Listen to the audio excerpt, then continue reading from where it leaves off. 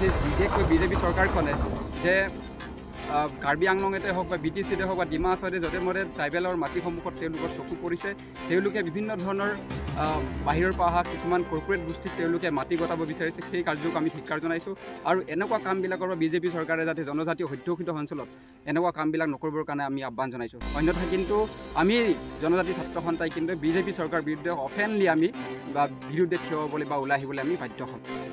চাওক, আমি যিহেতু ট্ৰাইবেল ষ্টুডেণ্টছ ইউনিয়ন ছাত্ৰ সন্থা, গতিকে আমাৰ ৰাজনৈতিক বিষয়ত কিছুমান কথা কোৱাত অলপ অসুবিধা হয়। তথাপিতো আমি যিহেতু আমাৰ জনজাতিসকলৰ কিছুমান সমস্যা যেতিয়া আহে তেতিয়া আমি ৰাজনৈতিক বিষয়লৈ আমি কিছুমান ক্ষেত্ৰত ক'বলগীয়া হয় বা মাত মাতিবলগীয়া হয়। আপোনালোকে দেখি পাইছে যে BTC নিৰ্বাচন সমাগত আৰু সেই নিৰ্বাচনক লৈ কিছুমান ৰাজনৈতিক নেতাই আহি ইয়াত বিভিন্ন ধৰণৰ জনজাতিসকলৰ সাংবিধানিক অধিকাৰৰ ওপৰত তেওঁলোকে বক্তব্য ৰাখিছে। যিহেতু দিলীপ শইকীয়া ডাঙৰীয়া আহি ইয়াত কৈয়ে গ'ল যে BTCত নন প্ৰটেক্টেড যিসকল মানুহ আছে ট্ৰাইবেল বেল্ট এণ্ড ব্লকত তেওঁলোকো মাটি কিনিব পাৰিব। যিমানখিনি মানুহ আছে BTCত বসবাস কৰা মানুহ আছে সকলোকে মাটি কিনাৰ অধিকাৰটো তেওঁ দিব বিচাৰিছে। যিহেতু তেখেতে কৈছে, আগতো আমি শুনিবলৈ পাইছোঁ যে তেখেতে কৈছে কাশ্মীৰত যেনেকৈ সকলো মানুহে মাটি কিনিব পাৰে, আৰ্টিকল সংশোধন কৰাৰ পিছত সকলো মানুহ মাটি কিনিব পাৰে, ঠিক তেনেদৰে ইয়াতো এনেকুৱা এটা পৰিৱেশ সৃষ্টি কৰিব বিচাৰিছে।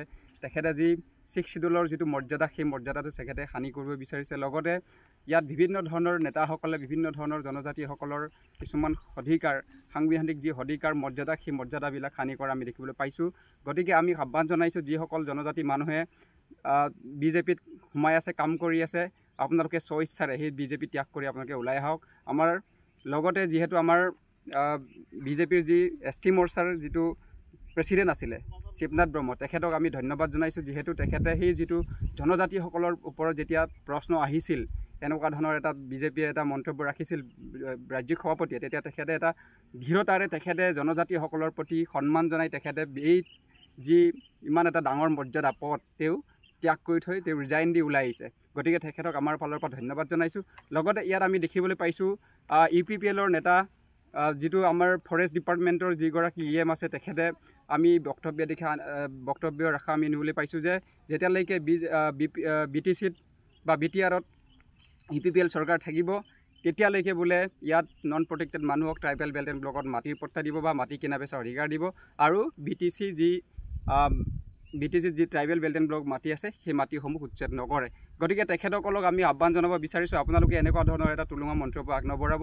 যিহেতু জনজাতিসকলৰ যিটো সাংবিধানিক এটা ঐতিহ্যমণ্ডিত সাংবিধানিক যিটো ন্যায্যপ্ৰাপ্য, সেই ন্যায্যপ্ৰাপ্যৰ ওপৰত আপোনালোকে খৰ্গ নকৰিব।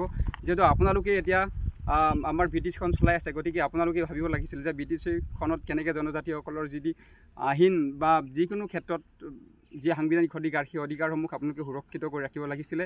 গতিকে আপোনাক আমি আহ্বান জনাইছোঁ, আপোনালোকে এনেকুৱা ধৰণৰ তুলুঙা মন্তব্য দিয়াৰ পৰা বিৰত থাকক। আৰু লগতে আমি ক'ব বিচাৰিছোঁ যে সেই বিশেষকৈ বিজেপি চৰকাৰখনে যে কাৰ্বি আংলঙতে হওক বা BTCতে হওক বা ডিমা হাছাওতে য'তে মতে ট্ৰাইবেলৰ মাটিসমূহত তেওঁলোকৰ চকু পৰিছে। তেওঁলোকে বিভিন্ন ধৰণৰ বাহিৰৰ পৰা অহা কিছুমান কৰ্পৰেট গোষ্ঠীক তেওঁলোকে মাটি গতাব বিচাৰিছে। সেই কাৰ্যক আমি ধিক্কাৰ জনাইছোঁ আৰু এনেকুৱা কামবিলাকৰ পৰা বিজেপি চৰকাৰে যাতে জনজাতীয় অধ্যুষিত অঞ্চলত এনেকুৱা কামবিলাক নকৰিবৰ কাৰণে আমি আহ্বান জনাইছোঁ। অন্যথা কিন্তু আমি জনজাতি ছাত্ৰ সন্থাই কিন্তু বিজেপি চৰকাৰৰ বিৰুদ্ধে অফেনলি আমি বিৰুদ্ধে থিয় হ'বলৈ বা ওলাই আহিবলৈ আমি বাধ্য হ'ম। ইয়াৰ কাৰণে একমাত্ৰ কিন্তু বিজেপি চৰকাৰ জগৰীয়া হ'ব। ধন্যবাদ।